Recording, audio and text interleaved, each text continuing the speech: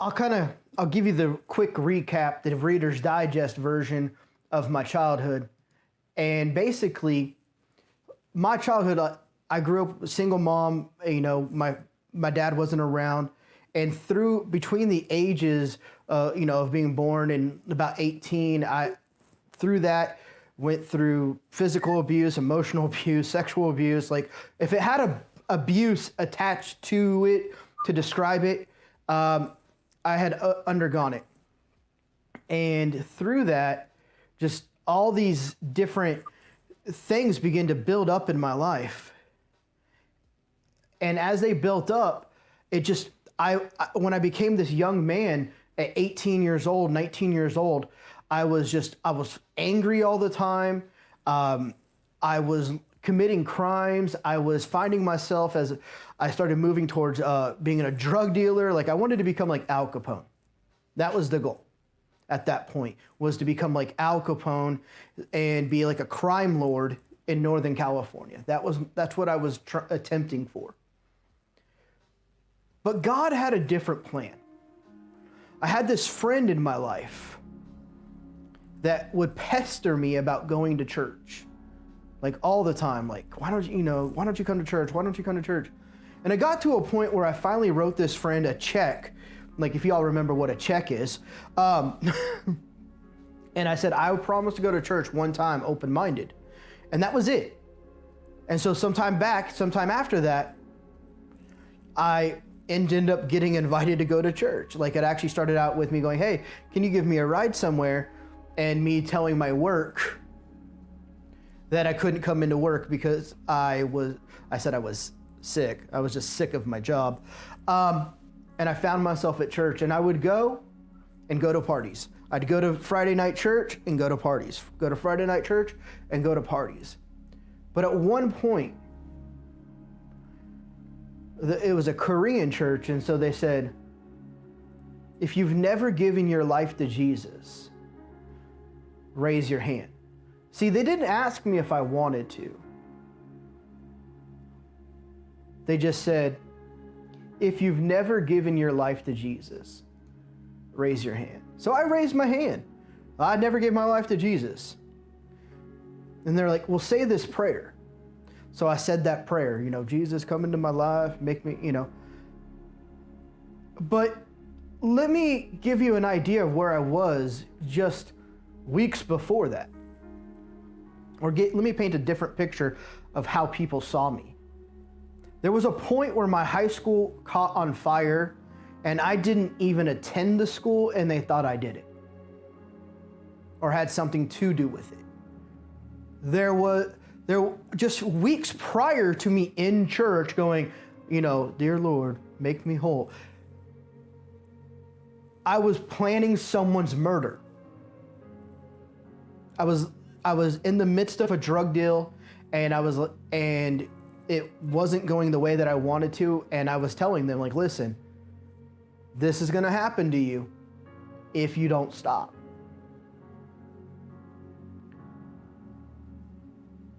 So here I am, I'm in this Korean church and they just keep on inviting me back, for some reason, and I say this prayer and my friend runs up to me after the church service and says, you gave your life to Jesus. You gave your life to Jesus. And I said, I did what? What did I do? Okay, first of all, your eyes were supposed to be closed. Your head was supposed to be bowed. Like, this is why I have issues with the church. You guys don't do what you say you're going to do. You're a bunch of liars. And my friend came and got me, and we were going to go to a party, just like I had done every other week before that. However, it was too early to go to the party. The party wasn't popping quite yet. So we waited, but we went to Blockbuster, and it was, Blockbuster, like where you can rent DVDs. Before that was VHS. And so we're there at Blockbuster Video, and we're looking and we're trying to find a movie to watch before the party. And I'm walking up and down the aisles, and trying to find a movie that we hadn't seen. And as I'm walking down one of the aisles, something outer-worldly strikes me right where I'm at in the middle of Blockbuster Video, and I fall to my knees right there. I fall to my knees right there. And all I can explain is that the wickedness and the pain, like the pain and all that stuff that was driving me and controlling my life in that moment. Like, I literally could feel it break over my life. It actually was semi-painful.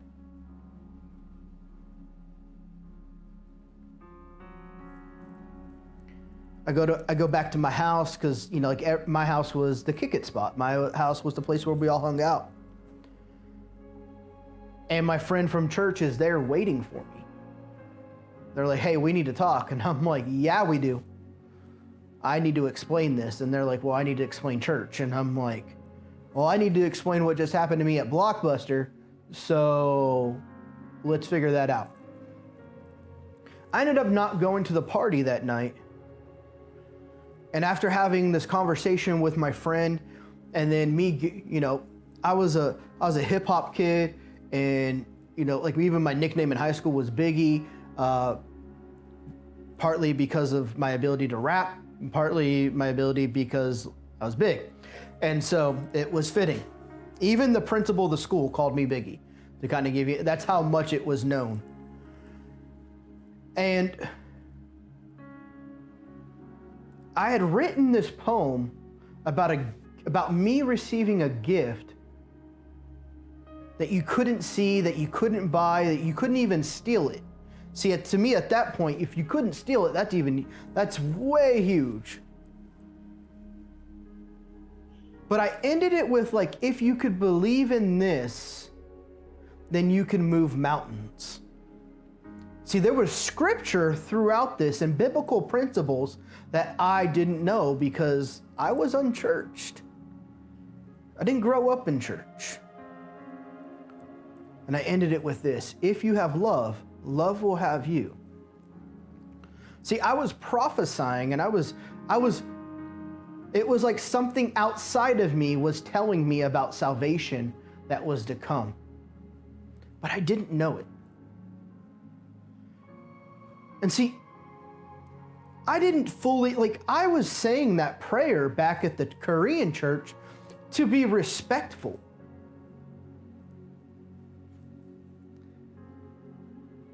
But God took that small little door. He took that small little door and came in like a wrecking ball and broke that thing open.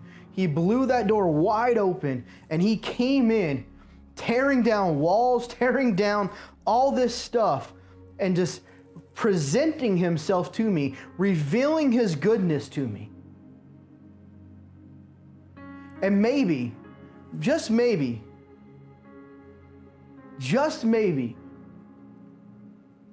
you identify with that Westley from, 2001, 2002, where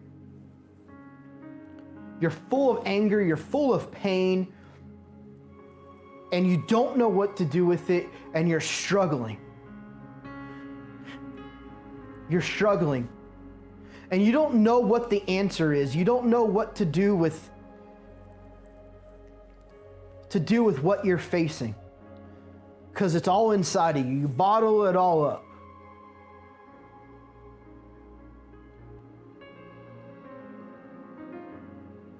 I want to tell you this. There's someone who will walk with you through it, and that will be closer than any friend, any brother, any sister, and will love you just for who you are. They will love you. He will love you just for who you are. And that person is Jesus. And he's been the most kindest, most loving, an encouraging person I've ever met in my entire life.